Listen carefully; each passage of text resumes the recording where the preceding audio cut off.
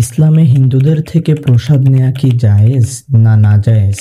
একটু মনোযোগ দিয়ে শুনি।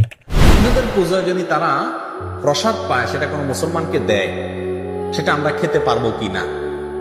এই প্রশ্নের উত্তর হলো যে পুজো উপলক্ষে অথবা অন্য ধর্মের মানুষের কোনো ধর্মীয় উৎসব উপলক্ষে কোনো খাবার যদি আপনাকে দেয়, সাধারণ খাবার, তাহলে সেটা খাওয়া আপনার জন্য জায়েজ। সাধারণ খাবার দিলে সেটা খাওয়া আপনার জন্য জায়েজ আছে।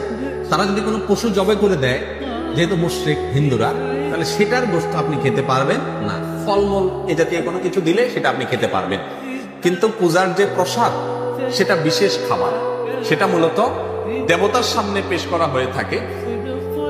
তাদের ধারণা এবং বিশ্বাস হলো যে দেবতা এটা তার উচ্ছিষ্ট রেখেছেন, এটাতে বরকত আছে। তারপরে সেখান থেকে এনে তারা তার সামনে থেকে এনে নিজেরা ভাগ বটরা করে নিয়ে যায়। তো এইরকম উদ্দেশ্য যেহেতু সেখানে আছে, এই জন্য পুজোর প্রসাদটা খাওয়া জায়েজ হবে না, কারণ ওটার পিছনে একটা বাজে আকীদা এবং বিশ্বাস আছে।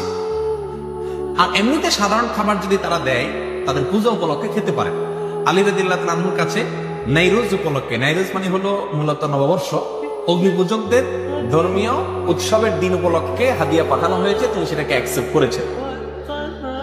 এরপরে আয়েশা রাদিয়াল্লাহু তাআলার কাছে এক মহিলা প্রশ্ন করেছেন, যে সেই মহিলা বলেছেন যে আমার ছোটবেলা দুগ্ধ দান করিয়েছেন একজন অমুসলিম নারী, তিনি তার ধর্মীয় উৎসব উপলক্ষে আমাকে কিছু খাবার টাবার দিয়ে আমি খেতে পারবো কিনা। তখন আয়েশা রাদিয়াল্লাহু তাআলা বলেছেন যে যদি কোনো পশুর গোশত দেয়, এগুলো খাবা না, কারণ মুশরিকদের জবাই করা পশুর গোশত খাওয়া যায় না। আর যদি কোনো ফলমূল ইত্যাদি দেয়, গাছের কিছু দেয়, তাহলে সেটা অবশ্যই তুমি খেতে পারবে। তাহলে ধর্মীয় দিবস উপলক্ষে দিলেও সেটা সাধারণ খাবার হলে খাওয়া যাবে, কোনো অসুবিধা নেই।